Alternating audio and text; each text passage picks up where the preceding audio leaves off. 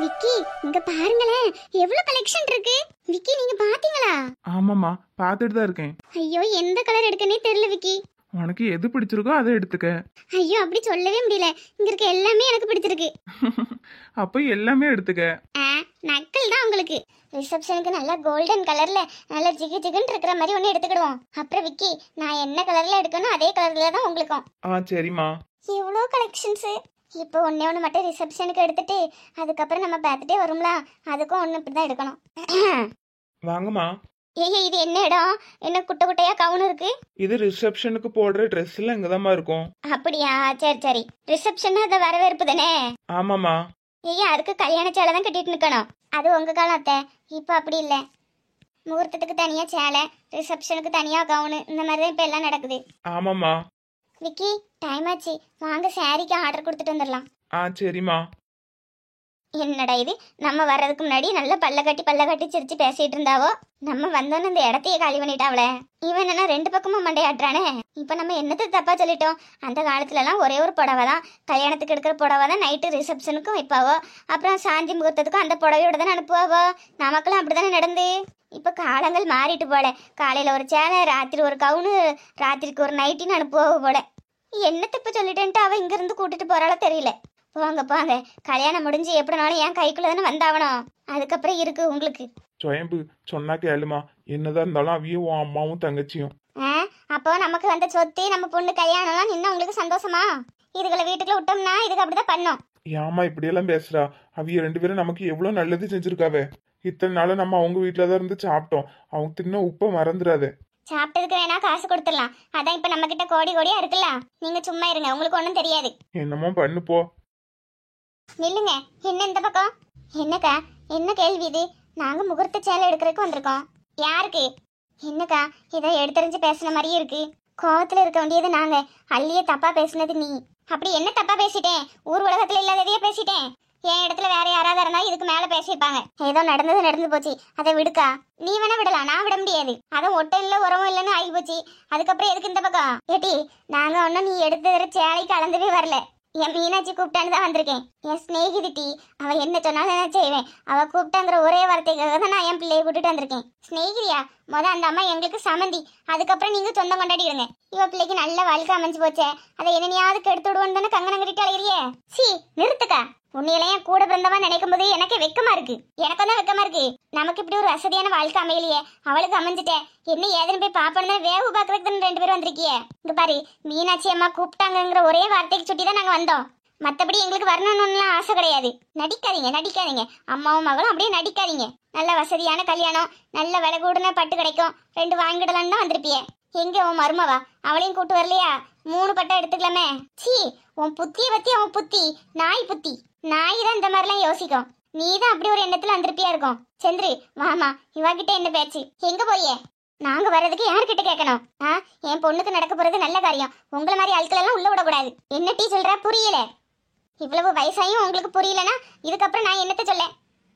என் பிள்ளை இப்பதான் முத வாழ்க்கையில அடி எடுத்து வைக்கி. இந்த மாதிரி நேரத்துல புருஷனை இழந்தையிலும் புருஷன் கூட இல்லாதையிலும் எதுக்கு? என்னட்டி சொன்னா? உண்மையதான் சொல்றேன். நானே இருந்தாலும் ஒதுங்கிதான் இருந்திருப்பேன். ஆனா இத்தனை வயசாயும் உங்களுக்கு தெரியலன்னா ஆச்சரியமா தான் இருக்கு. ஏட்டி நான் பார்த்து கொடுத்த நல்ல வாழ்க்கை, அந்த வாழ்க்கைக்கு என்னால ஒரு தடங்கள் வந்துரும்னு பார்த்தா பத்தியா?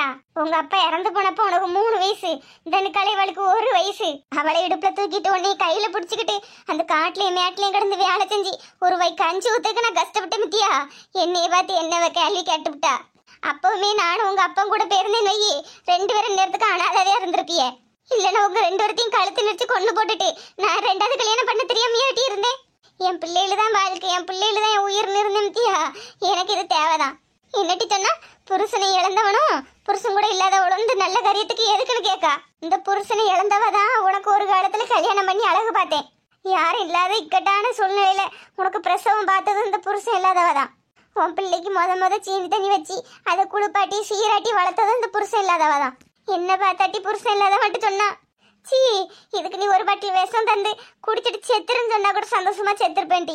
இம்மா சீ, நீலாம் என்னதான் சொல்ல? நீலாம் நம்ம அம்மா வயிற்றுல பிறந்திருக்கவே கூடாது. போ மொத்தத்துல நீங்களே என் வீட்டு வாசலே எட்டி பார்க்க கூடாது. போ, உன் மருமகளுக்கும் உன் அம்மைக்கும் வேலைக்காரி மாதிரி வேலை செஞ்சுட்டு கடை. ஆமா, நான் எங்க அம்மாக்கும் மருமகளுக்கும் வேலைக்காரி தான். அதுக்கு சம்பளம் என்ன தெரியுமா? அன்பு, பாசம் இதெல்லாம் கிடைக்கும். அடி நீ கோடி கோடியா கொடுத்தாலும் இது உனக்கு கிடைக்காது. போங்களா, வந்துட்டாளுங்க பெருசா. அப்படியே வேவு பாக்குறதுக்கு வர்றது. சேலை எவ்வளவு ரூபாய்க்கு எடுக்காவே, துணிமணிலாம் எத்தனை ரூபாய்க்கு எடுக்காவேன்ட்டு பாக்குறதுக்கு. கல்லடி பட்டாலும் கண் திருஷ்டி படக்கூடாது. ஏ அம்மா, நமக்கு வந்திருக்க சொத்து ஒரு கண்ணு பட்டே போயிடும். வாங்க மேடம், வாங்க சார். இந்த முகூர்த்த சேலையில பேர் எழுதி அப்புறம் வந்து அது கோல்டன் சரிகையில வச்சு பண்ற இடம் இதானே? ஆமா மேடம், இந்த இடம் தான். யாருக்கு கல்யாணம்? எங்களுக்கு தான். ஓகே மேடம், நீங்க பேரு கரெக்டா எழுதி கொடுத்துட்டீங்கன்னா அந்த பேரு நாங்க ரெடி பண்ணி கொடுத்துருவோம். ஆனா வந்து எப்படி ஒரு 15 டேஸா தான் ஆகும். அதெல்லாம் ஓகே, பரவாயில்ல. கல்யாணத்துக்கு என்ன 1 மாசம் இருக்கு. ஓகே மேடம், அப்ப நீங்க உங்க பேரை மட்டும் எழுதி கொடுத்துருங்க. விக்கி, இப்போ வந்து விக்கி கீழே பூரணின்னு போட்டு நடுவுல ஹார்ட் அப்படி போடுவோமா? உனக்கு எப்படி பிடிச்சிருக்கோ அதுல மாதிரி பண்ணுமா. சரிங்க விக்கி. இந்தாங்க மேடம், இந்த பேப்பர்ல நீங்க பேர் மிஸ்டேக் இல்லாம எழுதி கொடுங்க. ஓகேண்ணா. ஓகே மேடம், தமிழ்லயும் எழுதிருக்கீங்க, இங்கிலீஷ்லயும் எழுதிருக்கீங்க. Okay right. நேம் கரெக்டா இருக்கான்னு ஒரு டைம் செக் பண்ணிக்கோங்க மேம். சிவா வெட்ஸ் பூரணி. ஐயோ அண்ணா, பேரு தப்பா எழுதிட்டேன், கொஞ்சம் கொடுங்களேன். என்னம்மா இது, கட்டிக்க போற ஒரு பேரை தப்பா எழுதிட்டேங்கிறீங்க? இந்த காலத்து பிள்ளைங்கள என்னதான் சொல்றது. இந்தாங்க, சரியா எழுதி கொடுங்க. ஒரு டைம் நம்ம அச்சு அடிச்சிட்டோம்னா அதுக்கப்புறம் மாத்த முடியாது. அப்புறம் அந்த சேரீ வேஸ்ட் தான். கோடி கணக்குல லாபம் நஷ்டமாயிரும். சரியா பார்த்து எழுதி கொடுங்க. கடவுளே, எப்பயும் நம்ம நோட்டு பேப்பர்ல எழுதி ஃபிலிம்ஸ் போட்டு பார்ப்போம்ல, அதனால அந்த பேரே வந்துருச்சு போல. என்னங்கண்ணா? விக்கி வெட்ஸ் பூரணி. என்னம்மா இது, ஸ்பெல்லிங் மிஸ்டேக் தான் விட்டுருப்பேன்னு பார்த்தா பேரே மிஸ்டேக்ல விட்டுட்டேன். அரேஞ்ச் மேரேஜா? ஆமாண்ணா. சரி சரி போங்க. விக்கி, ஐயோ விக்கி வர கோச்சுக்கிட்டாரு போல. இப்ப எப்படி அவரை சமாதானப்படுத்துறது? மடி மருமவள, என்னம்மா சேலைக்கு பேரெல்லாம் கொடுத்துட்டீங்களா? என்னத்த இப்ப கொடுத்தா என்ன கொடுக்கலான்னு என்ன? எதுக்குமா கோவப்படுறா?